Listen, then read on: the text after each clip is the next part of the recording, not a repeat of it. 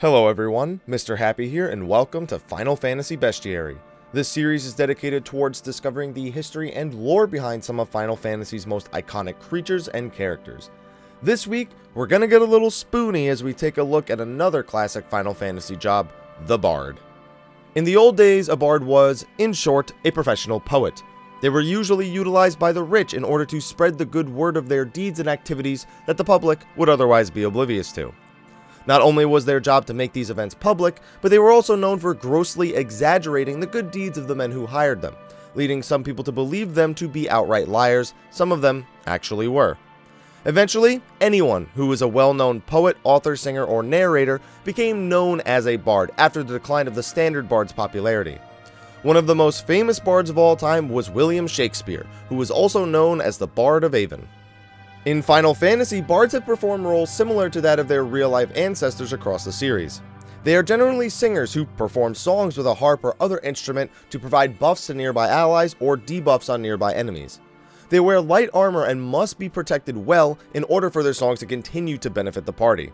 Should a bard need to save themselves, some bards in the series are capable of hiding, which makes them invincible while preventing them from performing actions. The first appearance of the bard job comes from Final Fantasy III, where the job was obtained after visiting the Water Crystal. Its abilities changed over the course of the game's re-releases. In the original, it was able to lower the level of an enemy, which was incredibly useful. In the new games, they instead perform a song based on the current harp equipped, such as casting the Minuet song on the party while using the Loki harp, which grants the whole party a haste effect, also very useful. But I know which bard you're all waiting for me to talk about, and it's not from Final Fantasy III. Just like with Kain as the premier dragoon, Final Fantasy IV brings us Edward, the Spoony Bard. Edward Chris von Mur is one of the many characters you meet in Final Fantasy IV and a returning character in the after years. He is the Prince of Damcyan, soon to be the 7th king. Though he is royalty, he shows little aptitude for his eventual role as a king, and instead prefers traveling the lands as a bard with his harp. In battle, he is capable of singing songs that can inflict silence, confuse, sleep, or toad. In later games, he is eventually capable of singing songs that increase the party's base stats, haste, or regen. But the most important aspect about Edward is his title of the Spoony Bard. Edward falls in love with a woman named Anna in the game, who is the daughter of Tella, another character who joins the party for some time during the game. When Tella runs into Edward in Damcyan, he yells a slew of insults at him, including calling him a Spoony Bard. This line was a fluke from the initial localization efforts of the game, but is now one of the most popular lines amongst fans. Unfortunately, the bards from this point on are much less spoony, with Final Fantasy V being the next on the list. Eventually, the party is able to obtain the bard job using the shards from the Fire Crystal later in the game. The job performs similarly to its previous incarnations, though the songs are now learned by talking to specific NPCs across the various towns of the game.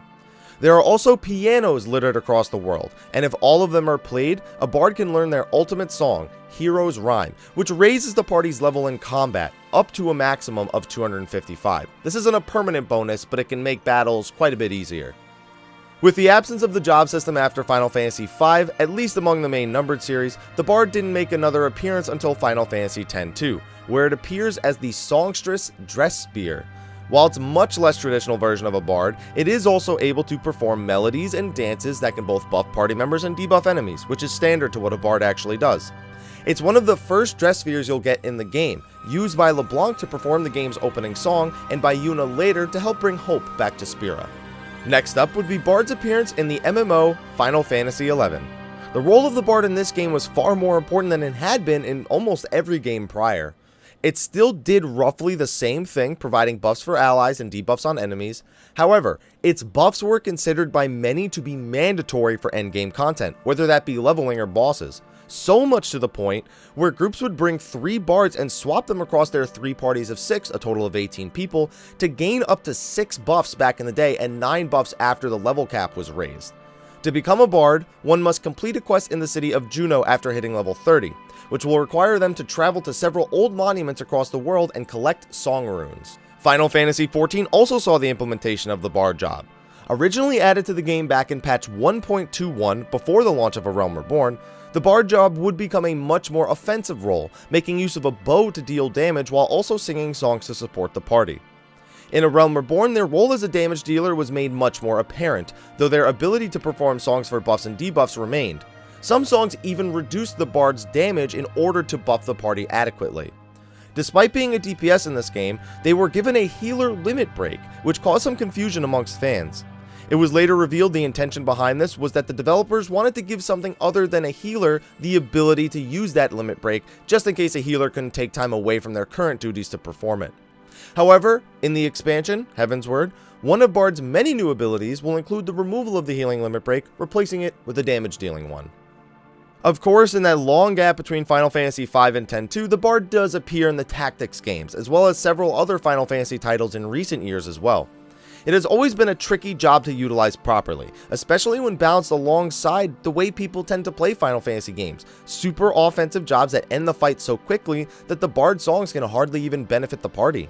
But those that have figured out how to use the Bard to its full effectiveness and have built parties that are safer and are more effective at building each other up have seen its potential, and hopefully its potential will continue to be as spoony as ever in the future of the Final Fantasy series. Thank you for watching this episode of Final Fantasy Bestiary. Be sure to like, favorite, subscribe, and share, and see that little exclamation mark at the top right of your video. That will take you to a playlist of all the other bestiaries that I've recorded over the months and years of time. But anyway, guys, thank you for watching. I'll see you guys next time, and until then, take care.